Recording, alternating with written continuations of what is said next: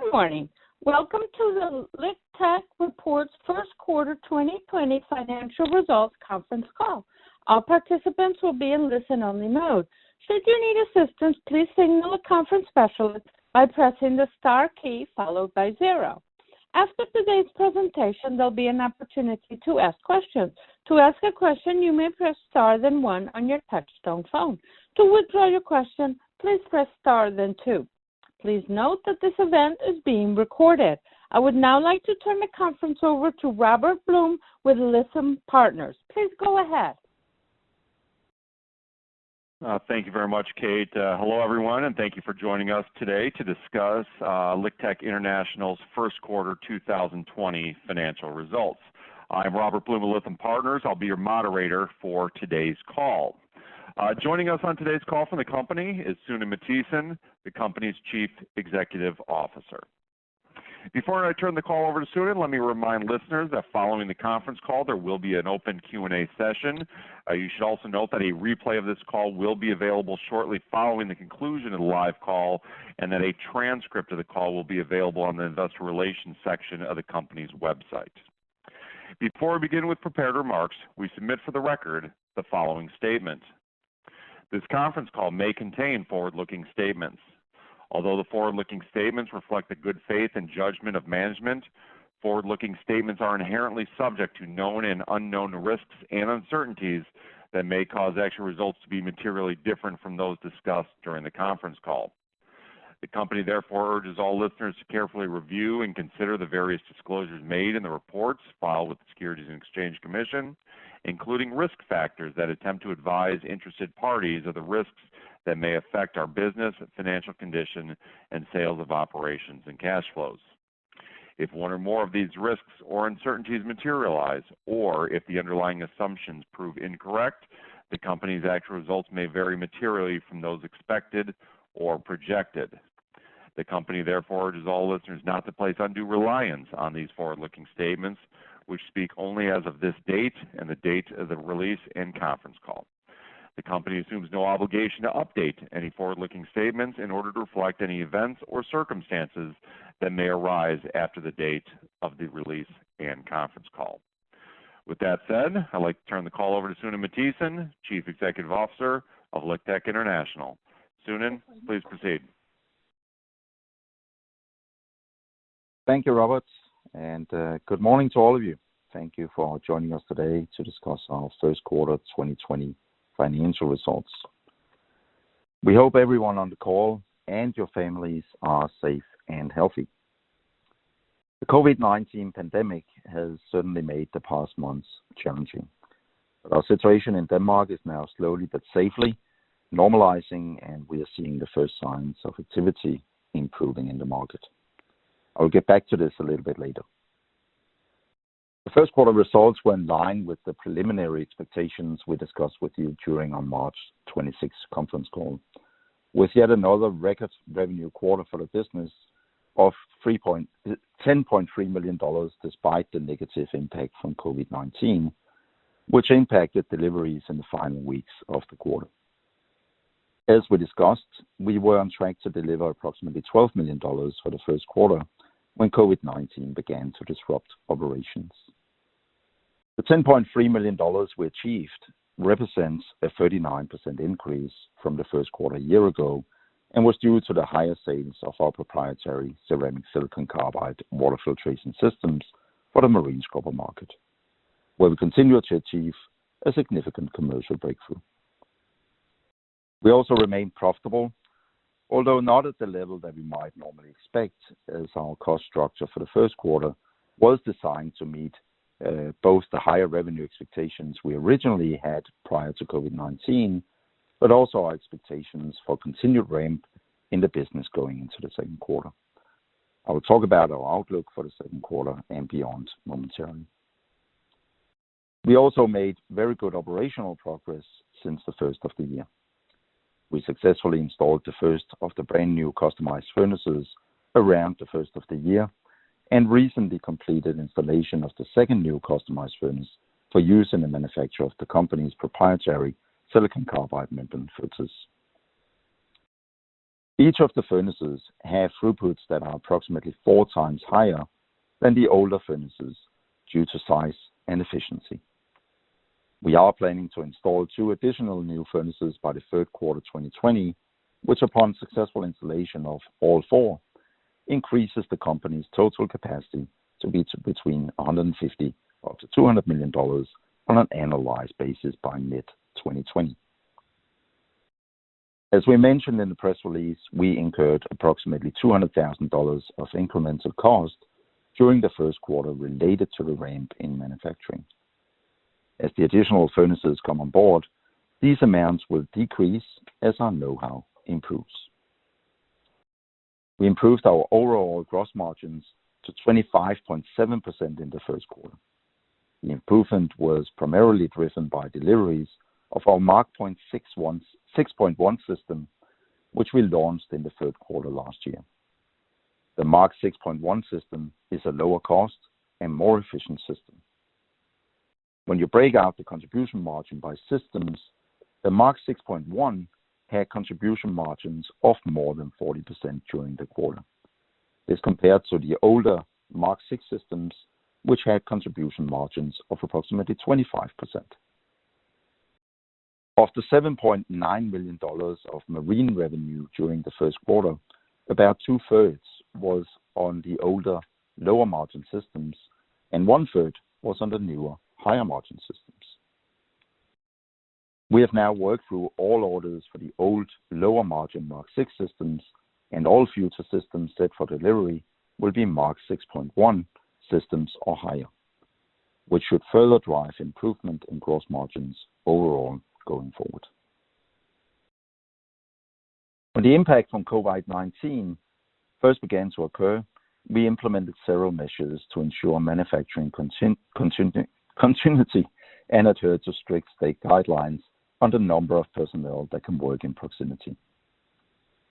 We divided the workforce into multiple shifts and had certain office people work remotely from home. Since the end of April, Denmark has now relaxed its guidelines and employees have now returned to more normalized operating procedures. We were also proactive in restructuring our overall cost base, given the expected near-term impact to the business. Overall, we have a path in place to reduce our annual cost base by approximately $1.9 million, which will be phased in over the next several months. Our hope is that we are able to quickly ramp back up to full capacity, but given the current uncertainty, these moves allow us to create a cost structure whereby we can be profitable at about $7 million per quarter in revenue. We continue to monitor the current situation, and we are prepared to implement further plans to reduce costs if necessary. As I mentioned back at the end of the March, during our year-end call, due to the impact from COVID-19, the rate of incoming orders for the marine scrubber industry has slowed and will likely impact the second and third quarter revenues. We are currently working through and delivering orders received earlier in the year, but with the slowdown in orders and difficulties in delivering and commissioning systems, this will translate into a slowdown in deliveries this and next quarter. What I can share with you is the following. We are now back in full manufacturing in Denmark. Unfortunately, this is not the same case in many other countries around the world, and I want to emphasize that our lack of visibility for the next 2 quarters is not due to our inability to manufacture product, but based on customers being able to receive product. We are currently in discussion on more than 70 marine system orders, which would be delivered commencing later this year and beyond. This is a strong number that represents roughly $30 million in sales, and based on our historical conversion cycles, I expect us to receive the vast majority of these orders. While there has certainly been a slowdown in orders that started in Asia and gradually worked their way to Europe, customers around the world seem to be slowly coming back, and the recent improvement in activity gives us reason to believe that our business will soon return to normal levels. I want to give you an update on our progress in oil and gas market before I turn it back over to your questions. At a high level, the capabilities we have developed using our proprietary silicon carbide filters in our unique system design are applicable to a number of applications. We had our first commercial breakthrough of the technology in the marine scrubber segment, and we continue to believe this will be a significant growth driver for our business. We have also made inroads in the power plant market, particularly in parts of Europe, where similar regulations are limiting the discharge capabilities from these plants. The next application we are commercializing is the oil and gas market, one that we believe will significantly surpass both of the other markets in terms of their overall size for LiqTech in the years to come. What makes LiqTech's solution unique for this market is our ability to treat difficult water and reuse it in the process. We have tested our technology together with some of the largest oil and gas companies, and we have proven that our technology offers a better solution in terms of both quality and cost compared to existing alternatives in the market. As earlier discussed, we have been maturing several projects in the Middle East for some time. These projects are for water reuse in the oil production and related to water scarcity in the region. So despite of the varying price of oil in any given period, these projects are focused on long-term solutions to long-term issues. This is why we think that our technology is ideally positioned to address the need for water treatment solutions to areas in the Middle East where there is local water scarcity. We look forward to finalizing contracts in the months and years to come with an expectation that the oil and gas market will be the largest contributor of revenue in 2021. And once again note that this is not because the marine scrubber business will see a drop-off, but because the oil and gas opportunity is simply that large. So just to wrap things up before we turn it over to your questions, I want to say that I'm pleased with the operational performance by the team over the last number of months. We finished the first quarter with record revenues despite the impact from COVID-19 midway through Q1 and maintained profitability in the business. The management team has quickly navigated the COVID-19 disruptions, ensuring manufacturing continuity, while at the same time ensuring our cost structure matches our revenue levels in the near term and lowering our overall break-even point. We continue to make progress in the oil and gas market, which follows successful pilot programs with key customers in the region, and we believe that we are on track to announce significant orders for this industry in the near term. And despite the impact from COVID-19, we remain the leader in the marine scrubber industry for filtration. We believe our market share remains in the 50% range, and while there was a lot of orders given the global disruptions, activity is once again picking up with us currently bidding on more than 70 orders, which we believe will translate to a return to our historical levels of growth later this year. One final note, I will be participating in a virtual investor conference presentation next week, Wednesday, May 20th, with the team at Lytham Partners. Details on the webcast will be sent out later this week, and I will also be participating in virtual one-on-one meetings on Thursday, May 21st. Please contact Robert Bloom for additional information. And with that said, let me now turn the call over to any questions you might have. Operator, please. We will now begin the question and answer session. To ask a question, you may press star, then 1 on your touchtone phone. If you're using a speakerphone, please pick up your handset before pressing the keys. To withdraw your question, press star, then 2. At this time, we will pause momentarily to assemble our roster. Our first question is from Eric Stine from Craig-Hallum. Go ahead. Hi, Sune. Morning, Eric. Morning.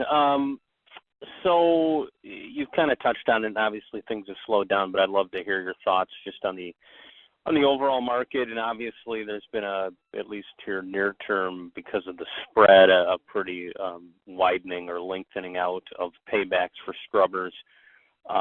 What you're hearing from customers, whether you or they are saying they think that that's a little bit more of a long-term situation, or is that truly a couple quarters?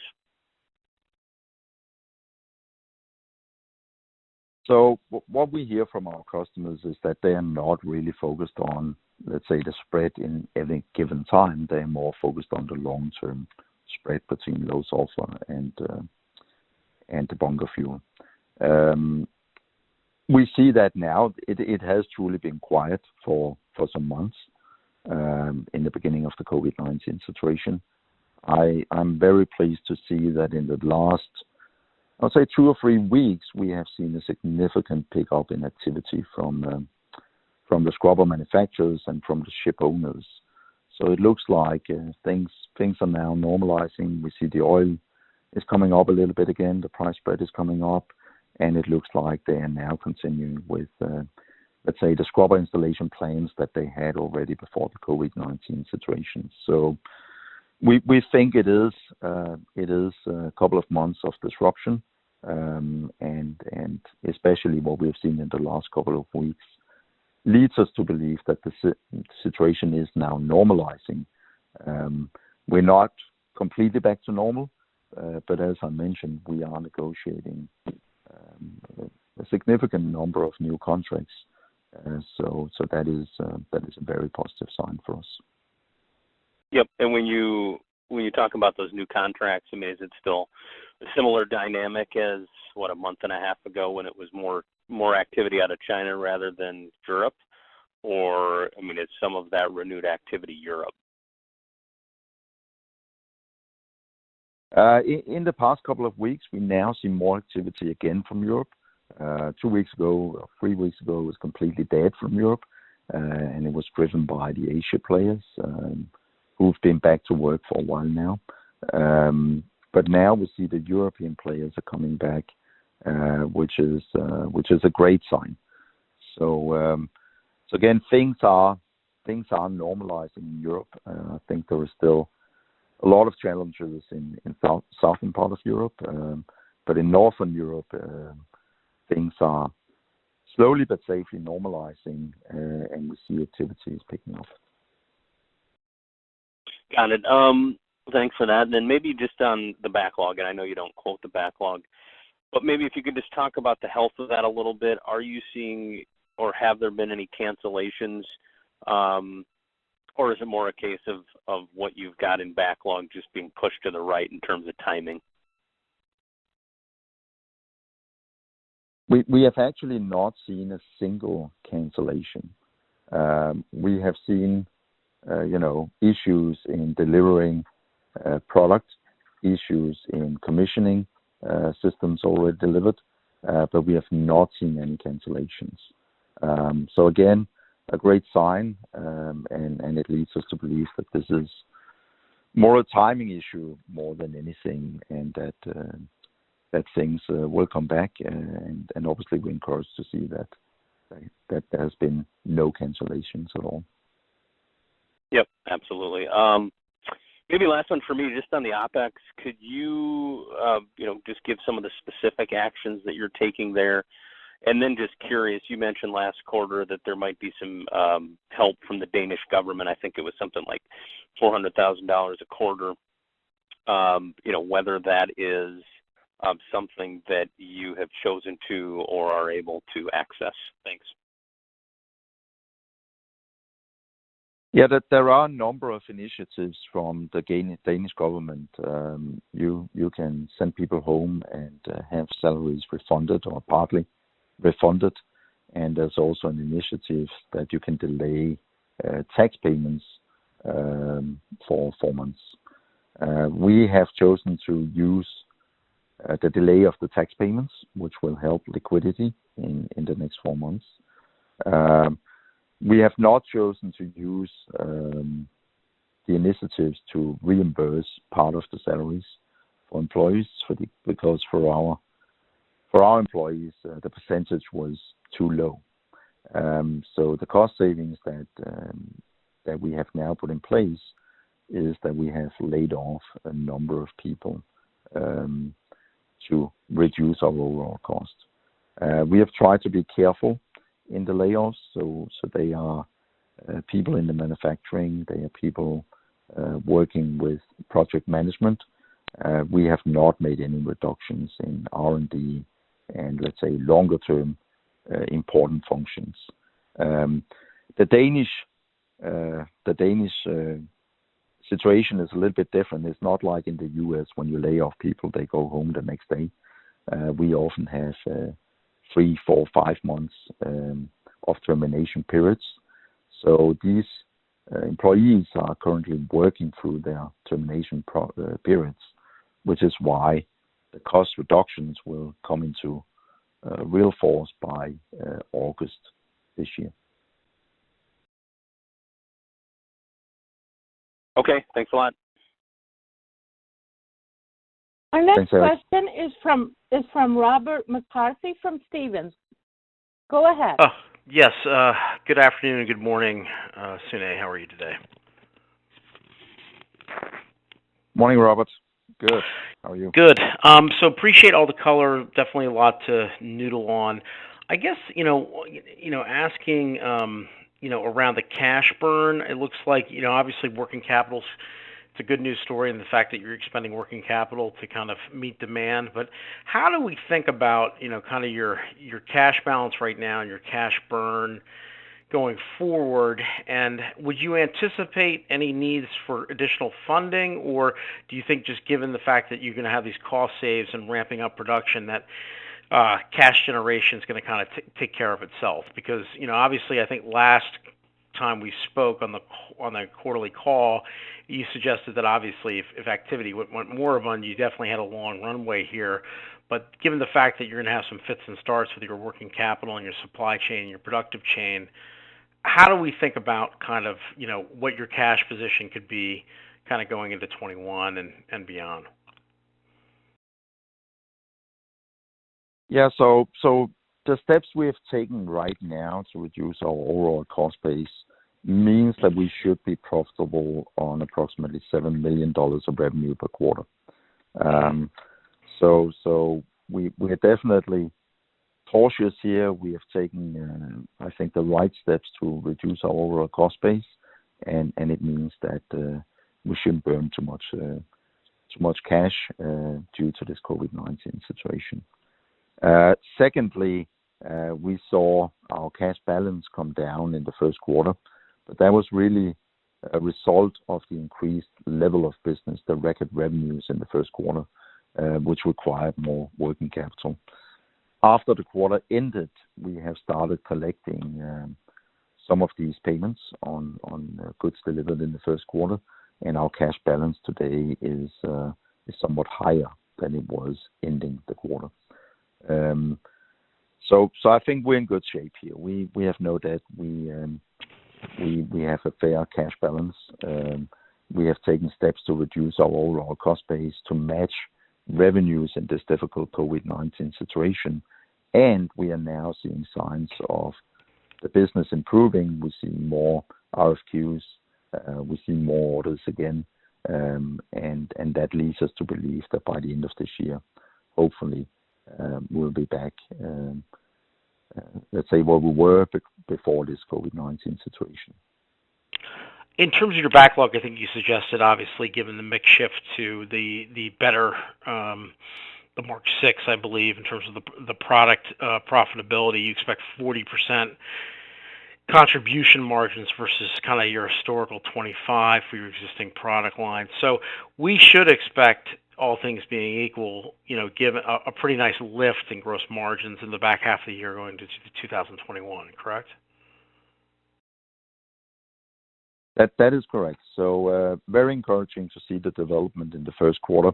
About 1/3 of the deliveries was the higher margin Mark 6.1 product. 2/3 was the old lower margin Mark 6 product. We have now worked through all the Mark 6 orders we had in our pipeline, all future deliveries will be marked 6.1 or higher. And that also means that we'll see further improvement in the gross margins, which I'm very pleased to see. And then what's the state of your tax credit right now in terms of what's going on? Remind us how that's going to work, particularly as you start to ramp and start to make some money here. How much of a tax advance that you get over the next couple of years? Yeah, we have, I think it's altogether about $6 million tax advance that we are now starting to activate. We were nicely profitable in the Danish entities last year, and we kind of used that some of that tax asset, so we're not paying tax, and that will continue in the years to come. Final question. The third quarter, I think, is traditionally a period where you would start to see some kind of just easing in production, just given the seasonal activity of production in Europe and Scandinavia, right? Do you expect, just given the disruptions we've seen, whether you'll be full bore in the third quarter, or do you think you'll see the same kind of seasonal production patterns? So one of the good things that came out of the COVID-19 situation is that we burned through a lot of the holiday allowance for the employees. So in theory, if we see activity pick up in the market and the customers being able to accept deliveries, then we will be able to be more active than normal in the holiday season. But again, we are now seeing the first signs of the market recovering after COVID-19. It is still challenging. I believe that our revenues will be impacted for the second quarter and the third quarter. To which extent is still difficult to predict. We are back in full manufacturing, so it more comes down to our customers' ability to actually accept products. So yes, in theory, we will be able to have more people working through the holiday season because they already took out some of their holidays at this point. I'm sorry, and just one more. Diesel particulate sales in your business for the quarter and for what's your expectation for the full year, just so we kind of level set expectations. Yeah, DPF, we have not really any changes to our expectations. We still think it will be between $6 to $8 million for the year. And for the quarter, it was pretty stable. I believe it was around $1.5 million. $1.5 million. Okay. Thank you, Sine. Yeah. Thanks. Again, if you have a question, please press star, then 1. Our next question is from Rob Brown from Lake Street Capital Markets. Go ahead. Hi, Sune. Just on kind of timing of shipments and recovery into things recovering, how many units do you have sort of built ready to go at this point, or a sense of how quickly things can turn back on? We have not disclosed that, but we have stayed at full manufacturing, so we do have a fair amount of systems that are ready to go. And it also means that when things pick up again, we will be able to ship product very quickly. Okay, good. And then on the oil and gas market, you talked about a significant ramp into next year. When do you sort of need to see order activity start to hit your goal of being a larger part of the business next year? We think that the second and third quarters will see first orders from the oil and gas industry. In fact, we have great confidence in that. We have been working on it for a long time now.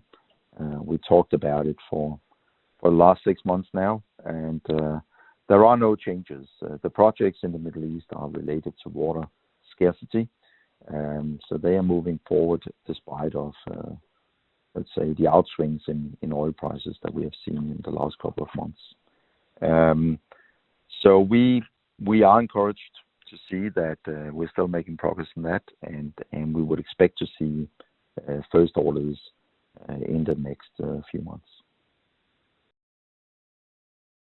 Okay, and it's I guess a little surprising that at the oil and gas business, given the capex cuts in that world, that they're still moving forward with sort of a capital project. I guess have you gotten sort of recent checks there that are saying that things are moving forward, or is this a case of the customer base that you're talking about maybe isn't delaying capex as much, or just give us a sense of why those projects can still move forward in the tough commodity environment? Yeah, we are in contact with these customers almost on a daily basis. Things are moving forward, and you could say yes, it is surprising in the current environment in the oil and gas business. But again, these projects are not related to anything other than water scarcity.